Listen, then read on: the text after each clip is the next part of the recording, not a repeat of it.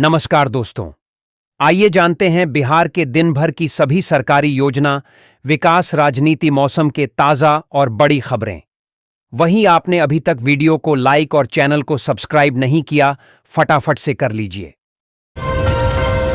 बिहार में सरकारी नौकरी और रोजगार की गति तेज हो गई है।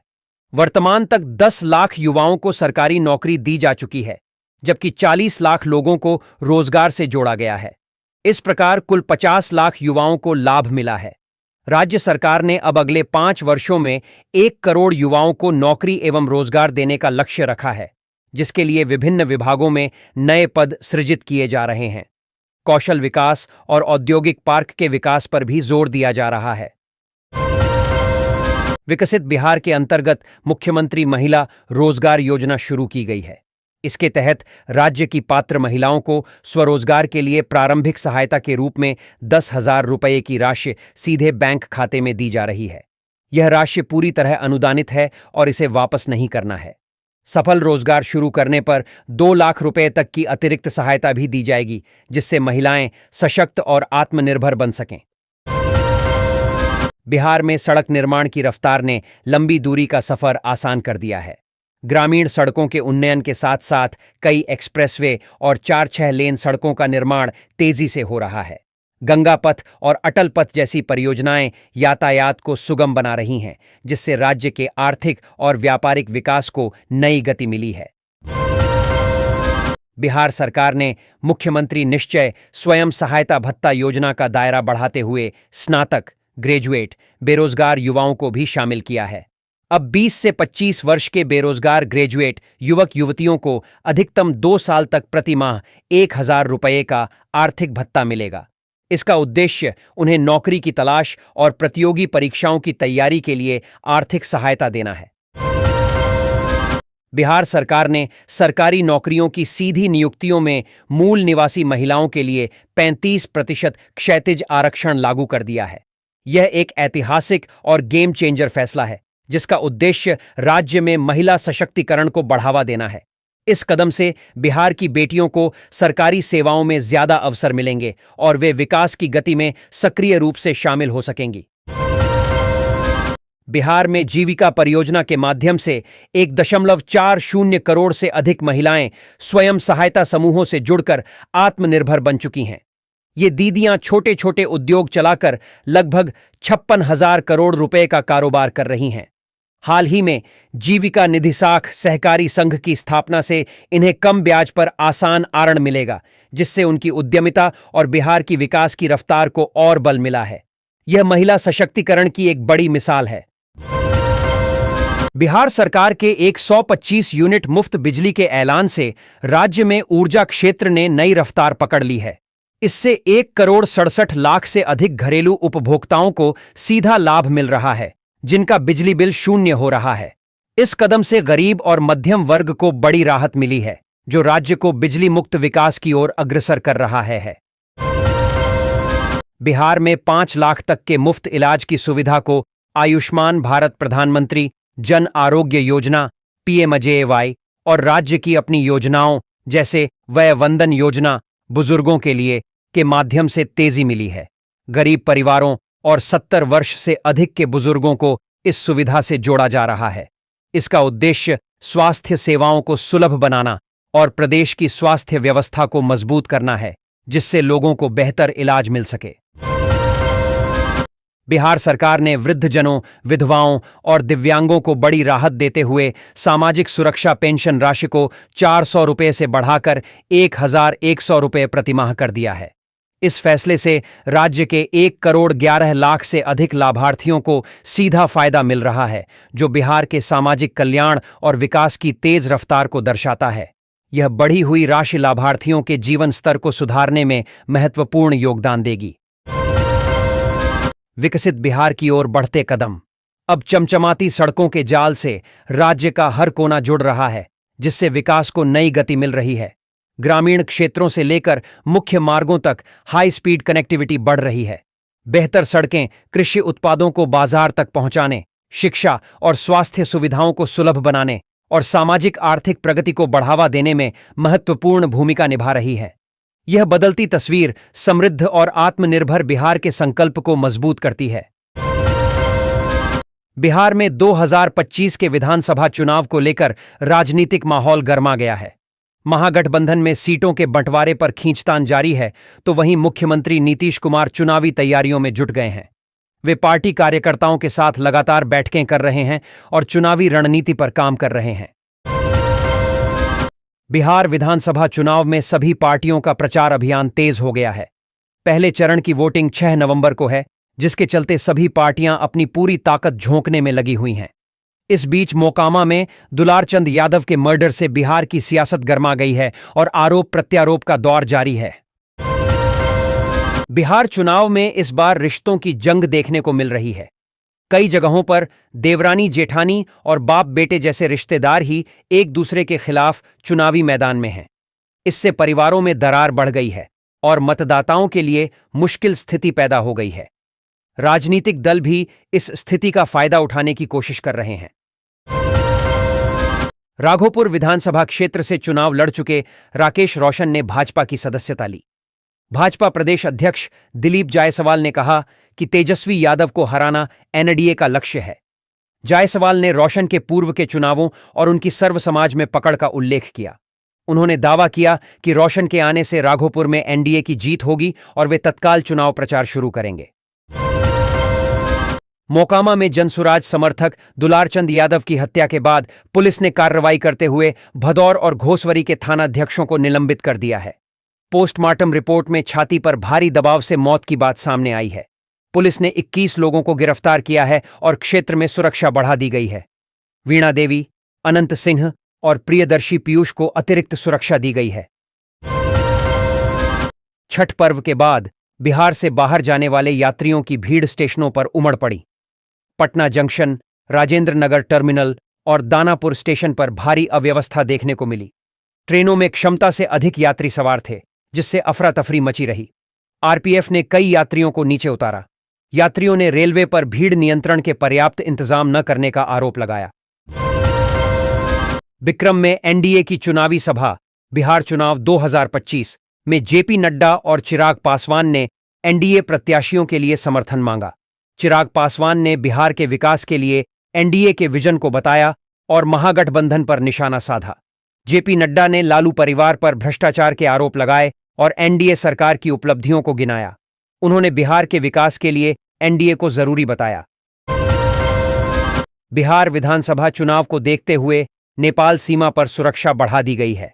सीतामढ़ी, मधुबनी, पूर्वी व पश्चिमी चंपारण के सीमावर्ती क्षेत्रों में अतिरिक्त सुरक्षा बल तैनात किए गए हैं। बिना पहचान पत्र के प्रवेश निषेध है और जाली नोट, शराब तस्करी पर कड़ी नजर रखी जा रही है। मतदान केंद्रों पर विशेष चौकसी बरती जा रही है और सीमा को चुनाव से 72 घंटे पहले सील कर दिया जाएगा। बिहार चुनाव के पहले मुख्यमंत्री नीतीश कुमार ने एक वीडियो जारी कर बिहार वासियों से खास अपील की है। इसमें उन्होंने न सिर्फ लालू यादव के शासन पर हमला बोला, बल्कि अपनी सरकार की उपलब्धियां भी बताईं। उन्होंने कहा कि पहले बिहारी कहलाना एक अपमान माना जाता था, लेकिन अब यह सम्मान की बात है। पटना में मौसम बदलने से बच्चों की सेहत पर असर पड़ रहा है। तापमान में उतार चढ़ाव के कारण सर्दी, जुकाम, खांसी और बुखार के मामले बढ़ रहे हैं। डॉक्टरों का कहना है कि बच्चों की रोग प्रतिरोधक क्षमता प्रभावित हो रही है। अभिभावकों को बच्चों को मौसम के अनुसार कपड़े पहनाने और ठंडे पेय से बचाने की सलाह दी गई है। अस्पतालों में मरीजों की संख्या में वृद्धि देखी जा रही है। मोकामा में दुलारचंद यादव की हत्या के बाद राजनीतिक आरोप प्रत्यारोप का दौर शुरू हो गया है। महागठबंधन ने एनडीए सरकार पर नाकामी का आरोप लगाया है, जबकि एनडीए ने इसे जंगलराज की वापसी बताया है। इस घटना ने इलाके में चुनावी माहौल को और गर्मा दिया है। पुलिस ने मामला दर्ज कर जांच शुरू कर दी है। बिहार वेदर प्रदेश में मोन्था चक्रवात का प्रभाव अगले 2 दिनों तक रहने की संभावना है। मौसम विभाग ने उत्तरी बिहार के 7 जिलों में भारी बारिश का ऑरेंज अलर्ट जारी किया है, जबकि अन्य जिलों के लिए येलो अलर्ट जारी किया गया है। बारिश रब्बी फसलों के लिए फायदेमंद बताई जा रही है, लेकिन खरीफ फसलों को नुकसान हो सकता है। तापमान में वृद्धि का भी अनुमान है। बिहार में 2025 के चुनावों से पहले मोन्था तूफान ने भारी बारिश के साथ दस्तक दी है, जिससे चुनावी प्रचार थम गया है। पिछले 3 दिनों में 22 उड़ानें रद्द हो चुकी हैं, जिससे नेताओं का यात्रा करना मुश्किल हो गया है। राज्य प्रशासन अलर्ट पर है और राहत कार्य जारी है। पटना में भीषण जाम से हर दिन हजारों लोग परेशान हैं। दशकों बाद भी इस समस्या का कोई हल नहीं निकला है। शहर के मुख्य मार्गों पर घंटों जाम लगा रहता है, जिससे लोगों को भारी परेशानी होती है। प्रशासन की उदासीनता के कारण समस्या जस की तस बनी हुई है। लोगों का आरोप है कि प्रशासन कोई ठोस कदम नहीं उठा रहा है। मोकामा में अनंत सिंह और वीणा सिंह के परिवार एक बार फिर आमने सामने हैं। यह मुकाबला मोकामा विधानसभा सीट के राजनीतिक इतिहास को दर्शाता है, जहां इन दो दबंग परिवारों का लंबे समय से दबदबा रहा है। जनता यह देखने के लिए उत्सुक है कि इस बार कौन विजयी होता है। पटना में प्रधानमंत्री नरेंद्र मोदी के 2 नवंबर को होने वाले रोड शो के लिए पीएमसीएच, आईजीआईएमएस और एआईआईएमएस जैसे प्रमुख अस्पतालों को हाई अलर्ट पर रखा गया है। स्वास्थ्य विभाग ने सुरक्षा और आपातकालीन चिकित्सा के लिए विशेष टीमें तैनात की हैं। दिल्ली से आई विशेषज्ञ टीम ने अस्पतालों का निरीक्षण कर आवश्यक चिकित्सा सुविधाओं की उपलब्धता सुनिश्चित करने के निर्देश दिए हैं। दौरे के दौरान सुरक्षा और स्वास्थ्य व्यवस्था पर 24 घंटे निगरानी रखी जाएगी। बिहार बोर्ड ने 10वीं और 12वीं की सेंटअप परीक्षा की तिथियां घोषित कर दी हैं। 75% उपस्थिति वाले छात्र ही परीक्षा में भाग ले सकेंगे। मैट्रिक की परीक्षा 19 से 22 नवंबर तक रहेगी। यह परीक्षा 2025 में होने वाली बोर्ड परीक्षा के लिए महत्वपूर्ण है, जिससे छात्र परीक्षा पैटर्न से परिचित हो सकेंगे। पटना हाईकोर्ट बिहार में एक्साइज एक्ट के मामलों के लिए बन रहे 42 विशेष न्यायालयों के निर्माण की निगरानी कर रहा है। बक्सर, जहानाबाद और खगड़िया में निर्माण पूरा हो गया है, जबकि 19 जिलों में भूमि आवंटन लंबित है। हाईकोर्ट ने सरकार को फटकार लगाते हुए अगली सुनवाई जनवरी 2026 तक विस्तृत रिपोर्ट पेश करने का आदेश दिया है। देरी होने पर सरकार की जवाबदेही तय की जाएगी। केंद्रीय माध्यमिक शिक्षा बोर्ड सीबीएसई ने 2025 से 26 सत्र के लिए एक्सप्रेशन सीरीज की घोषणा की है, जिसमें कक्षा 3 से 12 तक के छात्र भाग ले सकते हैं। इसका उद्देश्य छात्रों को रचनात्मक माध्यमों से अपने विचारों को व्यक्त करने के लिए प्रोत्साहित करना है। विभिन्न विषयों में उत्कृष्ट प्रदर्शन करने वालों को सर्टिफिकेट मिलेंगे। मोन्था चक्रवात ने बिहार विधानसभा चुनाव 2025 के प्रथम चरण के लिए चल रहे चुनाव प्रचार की गति को कम जरूर कर दिया है, किंतु राजनीतिक दलों और नेताओं के इरादे भी चट्टानी ही हैं। इस बीच वॉर रूम की बातें भी छनकर बाहर आ रही हैं, जिसमें एनडीए के प्रमुख घटक दल भारतीय जनता पार्टी के स्टार प्रचारक यूपी के सीएम योगी आदित्यनाथ को लेकर प्लानिंग सामने आई है, जिसकी खूब चर्चा हो रही है। बिहार विधानसभा चुनाव 2025 के दौरान जमुई में झांझा थाना क्षेत्र के परसा गांव में जदयू प्रत्याशी दामोदर रावत के प्रचार वाहन के चालक के साथ ग्रामीणों ने मारपीट की और बैनर झंडे को फाड़ दिया। ग्रामीणों ने प्रचार करने के एवज में चालक से 20,000 रुपये रंगदारी की मांग भी की। चालक ने 2 नामजद और 10 अज्ञात लोगों के विरुद्ध केस दर्ज कराया है। पुलिस ने त्वरित कार्रवाई करते हुए मुख्य आरोपित सुरेंद्र यादव उर्फ टेनी यादव को गिरफ्तार कर लिया है। समस्तीपुर और वारिसनगर विधानसभा क्षेत्रों में चुनावी सरगर्मी तेज है। समस्तीपुर में विधायक अख्तरुल इस्लाम शाहीन के सामने कड़ी चुनौती है। वहीं वारिसनगर में जदयू और महागठबंधन के बीच टक्कर है। मोरवा में त्रिकोणीय मुकाबला देखने को मिल रहा है। मतदाताओं की चुप्पी ने चुनाव को और भी दिलचस्प बना दिया है। उत्तर प्रदेश के मुख्यमंत्री योगी आदित्यनाथ ने बिहार चुनाव 2025 को लेकर कहा कि राहुल गांधी जहां प्रचार करते हैं, एनडीए की जीत पक्की हो जाती है। उन्होंने राजद शासनकाल की याद दिलाते हुए अराजकता और भ्रष्टाचार का उल्लेख किया। योगी ने बिहार में डबल इंजन सरकार की सराहना की और एनडीए की जीत का दावा किया। छठ पूजा के बाद घर से दूर रहने वाले लोगों की वापसी शुरू हो गई है, जिससे ट्रेनों में भारी भीड़ है। नवंबर तक कई ट्रेनों में कंफर्म टिकट मिलना मुश्किल हो रहा है। यात्रियों को टिकटों की अनुपलब्धता के कारण काफी परेशानी हो रही है और वे अन्य साधनों से यात्रा करने को मजबूर हैं। पूर्वी चंपारण के मेहसी में एक विद्यालय में 1090 छात्राओं के लिए केवल 5 शिक्षक हैं। पीएम श्री राजकीयकृत बालिका उच्चतर माध्यमिक 2 विद्यालय मेहसी में शिक्षकों की भारी कमी है। विद्यालय को पीएम श्री योजना में शामिल किया गया है, लेकिन सुविधाओं और शिक्षकों की नियुक्ति के मामले में शिक्षा विभाग असंवेदनशील बना हुआ है। अभिभावकों ने सरकार से शिक्षकों की नियुक्ति की मांग की है, ताकि शिक्षा का संतुलन बना रहे। जन सुराज पार्टी के समर्थक बाबूलाल प्रसाद आर्य के साथ घोड़ासहन में मारपीट और सोने की चेन छीनने की घटना हुई। वे जन सुराज के प्रत्याशी के साथ जनसंपर्क कर लौट रहे थे, तभी एक युवक ने शराब के नशे में उनसे मारपीट की और सोने की चेन छीनकर फरार हो गया। पुलिस ने मामला दर्ज कर जांच शुरू कर दी है। पूर्वी चंपारण में भारत नेपाल सीमा पर एसएसटी ने एक व्यक्ति को नेपाली मुद्रा के साथ गिरफ्तार किया। नियमित जांच के दौरान संदिग्ध गतिविधि दिखने पर यह गिरफ्तारी हुई। गिरफ्तार व्यक्ति से पूछताछ जारी है, ताकि मुद्रा के स्रोत और उद्देश्य का पता चल सके। एसएसटी ने व्यक्ति को पुलिस को सौंप दिया है और जिले में सतर्कता बढ़ा दी गई है। वाल्मीकि नगर और सीमावर्ती क्षेत्रों में हरिबोधिनी एकादशी धूमधाम से मनाई गई। महिलाओं ने तुलसी के पौधे को सजाकर भगवान दामोदर विष्णु के साथ विवाह किया। पुजारी कमला पांडे ने बताया कि तुलसी भगवान विष्णु को प्रिय हैं। हरिशयनी एकादशी से बंद मांगलिक कार्य आज से फिर शुरू हो गए। तुलसी आदिकाल से पूजी जाती रही है और वैज्ञानिक रूप से भी लाभदायक है। बगहा में 39 साल पुराने डकैती मामले में आरोपी विजय यादव को अदालत ने सबूतों के अभाव में बरी कर दिया। 1986 में पिपरा गांव में हुई इस डकैती में विजय यादव का नाम शामिल था। लंबी कानूनी प्रक्रिया के बाद अदालत ने उन्हें निर्दोष पाया, जिससे उन्हें 60 वर्ष की उम्र में न्याय मिला। विजय यादव ने अदालत के प्रति आभार व्यक्त किया। बिहार विधानसभा चुनाव के नजदीक आते ही बगहा में बसों की भारी कमी हो गई है।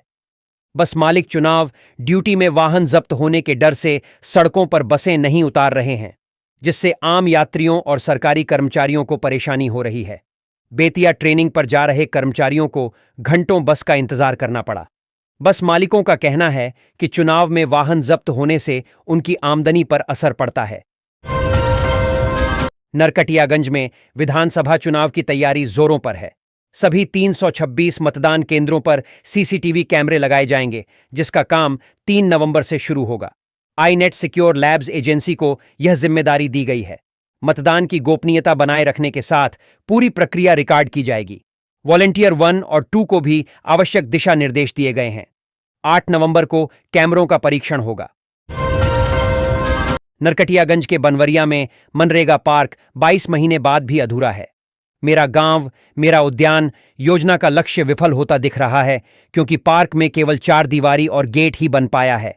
18 लाख से अधिक की लागत वाली इस परियोजना में पेवर ब्लॉक, ओपन जिम और तालाब जैसे काम अधूरे हैं, जिससे ग्रामीणों में निराशा है। पार्क अब अस्थायी पार्किंग स्थल बन गया है। नरकटियागंज में चक्रवाती तूफान मोंथा ने किसानों की फसलों को भारी नुकसान पहुंचाया है। लगातार बारिश और तेज हवाओं के कारण खेतों में तैयार धान की फसलें गिर गई हैं, जिससे किसानों में चिंता बढ़ गई है। कृषि विभाग से फसल क्षतिपूर्ति की मांग की गई है।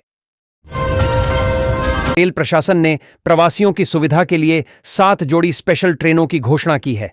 ये ट्रेनें मुजफ्फरपुर, सीतामढ़ी, जयनगर, दरभंगा, हसनपुर रोड, सहरसा, पूर्णिया कोट और रक्सौल से आनंद विहार, दिल्ली, नई दिल्ली, योगनगरी, ऋषिकेश और उधना के लिए चलेंगी। इन ट्रेनों का परिचालन नवंबर और दिसंबर तक अलग अलग तिथियों पर किया जाएगा, जिससे यात्रियों को अपने गंतव्य तक पहुंचने में आसानी होगी। पश्चिम चंपारण में लगातार बारिश से जनजीवन प्रभावित हुआ है। खेतों में पानी भरने से सब्जियों की फसलें बर्बाद हो गई हैं, जिसके चलते बाजार में सब्जियों के दाम बढ़ गए हैं। रामनगर में सबसे अधिक बारिश दर्ज की गई है। कृषि विशेषज्ञों के अनुसार धान और सब्जियों को भारी नुकसान हुआ है। मौसम विभाग ने इसे मोंथा चक्रवात का असर बताया है। पश्चिम चंपारण के बेतिया में एक महिला दुकानदार को सिगरेट न देने पर एक व्यक्ति ने कट्टा दिखाकर धमकाया। मुफस्सिल थाना क्षेत्र के बेलदारी गांव में हुई इस घटना में रेशमा खातून नामक दुकानदार ने सोनू नामक व्यक्ति पर सिगरेट देने से इनकार करने पर जाति सूचक गालियां देने और कट्टा लहराकर धमकाने का आरोप लगाया है। पुलिस ने मामला दर्ज कर जांच शुरू कर दी है। गौनाहा में जीविका दीदियों की बैठक में विधानसभा चुनाव के दौरान मतदाता जागरूकता और मतदान कर्मियों को भोजन उपलब्ध कराने पर चर्चा हुई। बीपीएम शशेंद्र ने बताया कि जीविका दीदियां मतदाताओं को जागरूक करने के लिए विभिन्न कार्यक्रम चलाएंगी और मतदान कर्मियों को 80 रुपये प्रति प्लेट की दर से भोजन देंगी। सदस्यों ने मतदान प्रतिशत बढ़ाने का संकल्प लिया। बिहार की राजनीति में चर्चा है कि मीसा भारती किसे समर्थन कर रही हैं, तेजस्वी को या तेज प्रताप को। मीसा भारती ने स्पष्ट किया कि वह दोनों भाइयों का समर्थन करती हैं। उन्होंने कहा कि तेजस्वी उनके छोटे भाई हैं और तेज प्रताप बड़े भाई, और वह दोनों को आगे बढ़ते हुए देखना चाहती हैं। उपमुख्यमंत्री सम्राट चौधरी ने कहा कि बिहार में एनडीए भारी बहुमत से सत्ता में लौटेगी। उन्होंने सोनपुर में चुनावी सभा को संबोधित करते हुए कहा कि राज्य का विकास एनडीए सरकार में ही संभव है। उन्होंने महिलाओं को दी गई आर्थिक सहायता का जिक्र किया और हरिहरनाथ कॉरिडोर के निर्माण की बात कही। उपमुख्यमंत्री सम्राट चौधरी ने सोनपुर में कहा कि बिहार के विकास के लिए एनडीए सरकार फिर से सत्ता में आएगी। उन्होंने विपक्ष के दुष्प्रचार को खारिज करते हुए कहा कि जनता जानती है कि विकास किस सरकार में होगा। उन्होंने सोनपुर के विकास को गोद लेने और राबड़ी देवी को हराने वाले विनय कुमार सिंह की जीत का दावा किया। उन्होंने महिलाओं को दी गई सहायता राशि की जानकारी दी और हरिहरनाथ कॉरिडोर के निर्माण की बात कही। लालगंज में योगी आदित्यनाथ की रैली बारिश के कारण प्रभावित हुई। लगातार बारिश से सभा स्थल और हेलीपैड पानी से भर गए। भाजपा कार्यकर्ताओं ने उम्मीद नहीं छोड़ी और पानी भरे मैदान को सजाने में लगे रहे। योगी आदित्यनाथ के स्वागत के लिए मंच तैयार था, लेकिन बारिश ने तैयारियों पर पानी फेर दिया। कार्यकर्ताओं को उम्मीद है कि योगी जी उनसे मिलने जरूर आएंगे, भले ही बारिश हो रही हो। सरायरंजन विधानसभा क्षेत्र, सरायरंजन असेंबली सीट में इस बार बिहार के एक कद्दावर मंत्री को कड़ी टक्कर मिल रही है। राजनीतिक विश्लेषकों के अनुसार मुकाबला कांटे का होने की संभावना है, जिसमें स्थानीय मुद्दे और युवा मतदाताओं का रुझान महत्वपूर्ण भूमिका निभाएंगे। विभिन्न दलों के गठबंधन चुनाव परिणाम को प्रभावित कर सकते हैं। बिहार विधानसभा चुनाव में मौसम का एक अहम रोल होता है। बारिश होने से मतदान प्रतिशत गिर सकता है, खासकर गांवों में। किसानों का वोट बहुत मायने रखता है और मौसम उनकी पसंद पर असर डालता है। अच्छी फसलें सरकार के लिए समर्थन बढ़ा सकती हैं, जबकि खराब फसलें असंतोष पैदा कर सकती हैं। पार्टियां मौसम के हिसाब से अपनी रैलियों और प्रचार की योजना बनाती हैं। समस्तीपुर के कल्याणपुर विधानसभा क्षेत्र में राजनीतिक मुकाबला दिलचस्प है। जदयू के महेश्वर हजारी, भाकपा माले के रंजीत राम और जनसुराज के रामबालक पासवान मैदान में हैं। क्षेत्र में यह मिथक है कि कोई भी उम्मीदवार लगातार 2 बार नहीं जीता है। हजारी अपनी हैट्रिक जीत के लिए प्रयासरत हैं, जबकि अन्य उम्मीदवार भी अपनी अपनी रणनीतियों के साथ मैदान में हैं। मुख्यमंत्री नीतीश कुमार ने शिवाजीनगर में एनडीए प्रत्याशी के समर्थन में रोड शो किया। भारी बारिश के कारण जनसभा स्थगित हो गई। विभूतिपुर में जदयू प्रत्याशी ने उनका स्वागत किया। मुख्यमंत्री ने लोगों से अधिक वोट देने का आह्वान किया। सुरक्षा व्यवस्था कड़ी रही और कार्यकर्ताओं में उत्साह देखा गया। तेज प्रताप यादव ने धमोन गांव में जनशक्ति जनता दल के प्रत्याशी अजय कुमार बुल्गानीन के समर्थन में चुनावी सभा की। उन्होंने कहा कि बिहार को जयचंदों और बहरूपियों से खतरा है, जो राज्य को बेच देंगे। उन्होंने युवाओं से प्रलोभनों से बचने और सामाजिक न्याय के लिए जनशक्ति जनता दल को समर्थन देने की अपील की।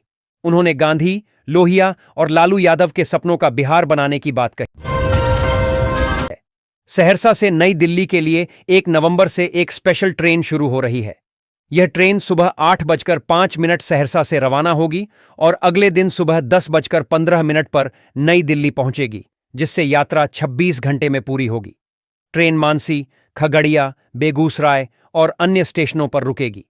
इस स्पेशल ट्रेन में स्लीपर और 3 एसी कोच उपलब्ध हैं, लेकिन किराया अन्य ट्रेनों से अधिक है।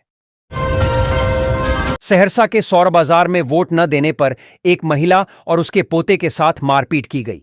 द्रौपदी देवी नामक महिला ने आरोप लगाया कि कुछ लोगों ने उन्हें घेर कर जाति सूचक शब्दों का प्रयोग किया और गठबंधन के प्रत्याशी को वोट न देने पर अंजाम भुगतने की धमकी दी।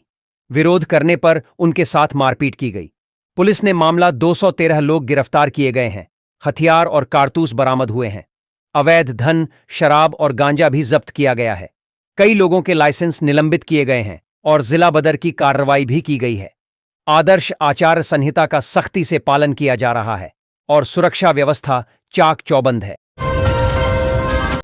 सुपौल के सरायगढ़ में राजद की रैली के लिए मनरेगा से बने खेल मैदान में वॉलीबॉल स्टैंड काट दिए गए।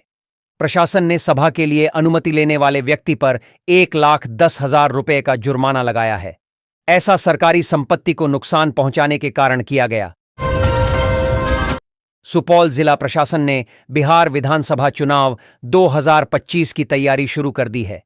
चुनाव के लिए 7,500 वाहन मालिकों को अधिग्रहण नोटिस भेजा गया है। वाहनों के संचालन और नियंत्रण के लिए स्टेडियम और ITI परिसर को अधिग्रहित किया गया है।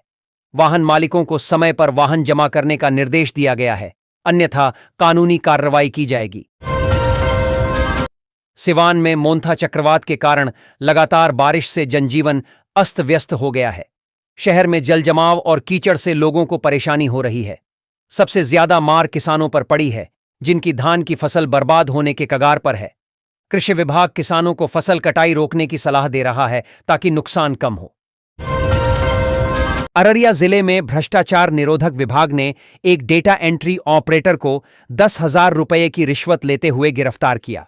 गिरफ्तारी के बाद ऑपरेटर की तबीयत बिगड़ गई, जिसके बाद उसे अस्पताल में भर्ती कराया गया। भ्रष्टाचार निरोधक विभाग मामले की जांच कर रहा है। औरंगाबाद जिले में विधानसभा चुनाव का प्रचार चरम पर है। हर क्षेत्र में उम्मीदवार और उनके परिवार वाले वोट मांग रहे हैं। नबीनगर में एक प्रत्याशी के लिए पूरा परिवार मैदान में उतरा है। वहीं ओबरा में पत्नी और मां प्रचार कर रही हैं। उम्मीदवार खुद भी दिन रात मतदाताओं से मिल रहे हैं। पारिवारिक समर्थन ने चुनावी माहौल को रोचक बना दिया है। भागलपुर जिला प्रशासन ने बिहार विधानसभा चुनाव को शांतिपूर्ण कराने के लिए निगरानी व्यवस्था को हाईटेक कर दिया है। कंट्रोल एंड कमांड सेंटर से 7 विधानसभा क्षेत्रों की गतिविधियों पर नजर रखी जा रही है। CCTV कैमरों से वाहनों की जांच और संदिग्ध गतिविधियों की जानकारी मिल रही है। मुजफ्फरपुर में चुनावी प्रचार का तरीका बदल गया है। अब देशभक्ति गानों की जगह फिल्मी गाने और रील्स ने ले ली है। प्रत्याशी मतदाताओं को लुभाने और विरोधियों को संदेश देने के लिए इन गानों का इस्तेमाल कर रहे हैं। स्टूडियो संचालक दीप कुमार चौधरी बताते हैं कि आजकल सामयिक और थीम आधारित गानों का प्रचलन है, जो हाईटेक प्रचार का हिस्सा बन गए हैं। निरहुआ व आम्रपाली दुबे का क्रेज लोगों में खूब है। दोनों यदि एक साथ किसी भी सार्वजनिक जगह पर चले गए तो प्रशंसकों की भीड़ उमड़ पड़ती है। इसकी वजह से सामान्य आवागमन में परेशानी होती है। कुछ इसी तरह के कारण की वजह से दोनों पर मुजफ्फरपुर के कोर्ट में एक परिवाद दर्ज किया गया था। कोर्ट ने उस मामले को स्वीकार करते हुए अब उसके बारे में रिपोर्ट मांगी है। बारिश के कारण नीतीश कुमार की सभा स्थगित हो गई, जिसके बाद उन्होंने पैदल ही रोड शो करने का फैसला किया। इस रोड शो में उनके समर्थकों ने बढ़ चढ़कर हिस्सा लिया और उत्साह दिखाया। विज्ञान, प्रावैधिकी और तकनीकी शिक्षा विभाग ने इंजीनियरिंग और पॉलिटेक्निक संस्थानों में छात्रों के कौशल विकास पर जोर दिया है। संस्थानों को प्लेसमेंट नीतियां बनाने, कंपनियों को आमंत्रित करने और इंटर्नशिप के अवसर प्रदान करने के लिए कहा गया है। MIT में 77 विद्यार्थियों का प्लेसमेंट हुआ, जिसमें एक छात्र को 8,80,000 का पैकेज मिला। राजकीय महिला पॉलिटेक्निक में 220 छात्राओं का प्लेसमेंट हुआ है। मुजफ्फरपुर में डेंगू के 2 नए मामले सामने आए हैं, जिसके बाद स्वास्थ्य विभाग हरकत में आ गया है। अब संदिग्ध मरीजों की खोज की जाएगी और जिले में डेंगू के प्रसार को रोकने के लिए निवारक उपाय किए जाएंगे। स्वास्थ्य विभाग संदिग्धों की पहचान और उन्हें चिकित्सा सुविधा देने के लिए तैयार है। बिहार विश्वविद्यालय में स्नातक 4th सेमेस्टर की परीक्षा के लिए AC का प्रश्न पत्र अब नोडल विभाग तैयार करेगा। इस कदम का उद्देश्य परीक्षा प्रक्रिया में एकरूपता और गुणवत्ता सुनिश्चित करना है। विश्वविद्यालय प्रशासन परीक्षा प्रणाली को सुदृढ़ करने और छात्रों को बेहतर अनुभव प्रदान करने के लिए प्रतिबद्ध है। BRI बिहार विश्वविद्यालय में स्नातक पाठ्यक्रमों के लिए नामांकन प्रक्रिया जारी है, लेकिन कई शीर्ष कॉलेज अभी भी पीछे हैं। नामांकन की धीमी गति के कई कारण हो सकते हैं, जिसमें छात्रों की रुचि में बदलाव और कॉलेजों द्वारा प्रभावी प्रचार की कमी शामिल है। विश्वविद्यालय प्रशासन स्थिति को सुधारने के लिए प्रयासरत है। मुजफ्फरपुर में अक्टूबर में पिछले 10 वर्षों की सबसे अधिक बारिश हुई, जिससे तापमान में 11 डिग्री सेल्सियस की गिरावट आई।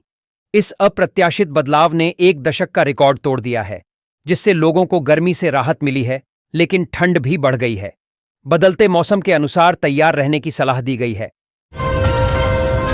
प्रधानमंत्री नरेंद्र मोदी ने बिहार विधानसभा चुनाव 2025 के प्रचार में मुजफ्फरपुर का विशेष उल्लेख किया। उन्होंने स्थानीय नायकों को श्रद्धांजलि दी और 1990 के दशक के जंगलराज की आलोचना की। पीएम मोदी ने मुजफ्फरपुर की लीची, लहठी और सूजनी को पहचान बताते हुए इनके रोजगार संभावनाओं पर जोर दिया। उन्होंने पता ही हवाई अड्डा और मुजफ्फरपुर जंक्शन को राष्ट्रीय और अंतर्राष्ट्रीय पहचान दिलाने की बात कही। बिहार की राजनीति में सीपीआई ने कांग्रेस उम्मीदवार को भाजपा का एजेंट बताकर सनसनी फैला दी है। वहीं वीआईपी पार्टी ने भी एक महत्वपूर्ण घोषणा की है, जिससे राजनीतिक परिदृश्य और भी रोचक हो गया है। इन घटनाओं के कारण राज्य की राजनीति में आरोप प्रत्यारोप का दौर तेज हो गया है और आगामी चुनावों पर इनका असर देखने को मिल सकता है। गोपालगंज में खराब मौसम के कारण तेजस्वी यादव की चुनावी सभाएं रद्द हो गईं। उन्होंने फोन के माध्यम से महागठबंधन के प्रत्याशियों के लिए वोट मांगे और बिहार में विकास का वादा किया। तेजस्वी ने युवाओं को रोजगार और किसानों को सम्मान देने की बात कही। उन्होंने जनता से बदलाव के लिए मतदान करने की अपील की।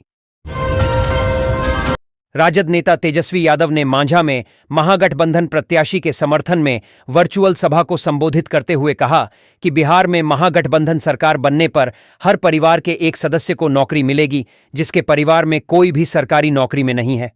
उन्होंने 20 महीने में वादे पूरे करने और गोपालगंज में रोजगार के अवसर बढ़ाने की बात कही। गोपालगंज में एनडीए की चुनावी सभा में अमित शाह ने वीडियो कॉन्फ्रेंसिंग के माध्यम से जनता को संबोधित किया। उन्होंने विपक्ष पर हमला करते हुए भाजपा के विकास कार्यों को गिनाया। शाह ने कहा कि एनडीए सरकार बिहार और गोपालगंज के विकास के लिए प्रतिबद्ध है और कई विकास परियोजनाएं शुरू की गई हैं। खराब मौसम के कारण रैली रद्द होने पर तेजस्वी यादव और मुकेश सहनी ने फोन के माध्यम से मतदाताओं से बात की। उन्होंने तकनीक का उपयोग करके बिहार के लोगों तक पहुंचने का प्रयास किया और अपनी बात रखी। गोपालगंज जिले के उचका गांव में भाजपा स्टार प्रचारक पवन सिंह की हथुआ विधानसभा क्षेत्र के बड़का गांव में होने वाली चुनावी सभा चक्रवाती तूफान के कारण स्थगित कर दी गई। राजग गठबंधन के जदयू उम्मीदवार के समर्थन में यह सभा होनी थी। कार्यक्रम रद्द होने से कार्यकर्ताओं और प्रशंसकों में निराशा है। गोपालगंज जिले के हथुआ अनुमंडल में शादी के सीजन में बार बालाओं के डांस का चलन बढ़ गया है, जिससे करोड़ों का कारोबार होता है। यहां पश्चिम बंगाल से नर्तकियां आती हैं और ऑर्केस्ट्रा ग्रुपों के साथ कार्यक्रम करती हैं। इससे स्थानीय युवाओं को रोजगार मिलता है और भोजपुरी गीतों को भी बढ़ावा मिलता है। लोकसभा सांसद मनोज तिवारी ने खगड़िया में कहा कि छठी मैया की कृपा से एनडीए सरकार फिर से बनेगी। उन्होंने बिहार में एनडीए की सरकार बनने का दावा किया और विपक्ष पर निशाना साधा। उन्होंने जनता का आशीर्वाद एनडीए के साथ होने की बात कही। खगड़िया में सम्राट चौधरी ने महागठबंधन पर हमला बोलते हुए कहा कि लालू सरकार में जंगलराज था, जबकि नीतीश सरकार में विकास हुआ है। उन्होंने बिजली, सड़क और महिलाओं के लिए चलाई जा रही योजनाओं का जिक्र किया। उन्होंने कहा कि नीतीश सरकार ने लाखों लोगों को रोजगार दिया है और आगे भी 1 करोड़ लोगों को रोजगार देने का लक्ष्य है। उन्होंने जदयू प्रत्याशी को जिताने की अपील की। बिहार विधानसभा चुनाव 2025 के प्रचार में तेजी आई है, लेकिन दलों के भीतर भितरघात की आशंका बढ़ गई है। टिकट बंटवारे से नाराज नेता और कार्यकर्ता प्रचार से दूर हैं, जिससे उम्मीदवारों की मुश्किलें बढ़ रही हैं। किशनगंज, कोचाधामन और ठाकुरगंज जैसे क्षेत्रों में भितरघात की संभावना से राजनीतिक समीकरण उलझ सकते हैं। बिहार के किशनगंज में पुलिस ने बिहार विधानसभा चुनाव 2025 के मद्देनजर वाहनों की सघन चेकिंग के दौरान एक ट्रक से 77 किलो से अधिक गांजा बरामद किया। इस मामले में कर्नाटक, असम और बंगाल के 3 अंतर्राज्यीय तस्कर गिरफ्तार किए गए हैं। पुलिस अधीक्षक ने बताया कि मादक पदार्थों की तस्करी रोकने के लिए जिले में सुरक्षा बढ़ा दी गई है। सूर्यगढ़ा विधानसभा क्षेत्र में आगामी चुनाव को लेकर मतदाता उत्साहित हैं। इस बार चुनाव में जातिगत समीकरण या विकास, कौन सा मुद्दा हावी रहेगा, इस पर लोगों की अलग अलग राय है। कुछ मतदाता जाति के आधार पर तो कुछ विकास को प्राथमिकता दे रहे हैं। कई लोग क्षेत्र में विकास की उम्मीद कर रहे हैं। Indian Boolean and jewellers association (IBJ) के मुताबिक शुक्रवार को बाजार बंद होने तक 24 कैरेट सोने की कीमत बढ़कर 1,20,770 रुपये प्रति 10 ग्राम हो गई। वहीं चांदी का रेट बढ़कर 1,49,125 रुपये प्रति किलोग्राम पर पहुंच गया।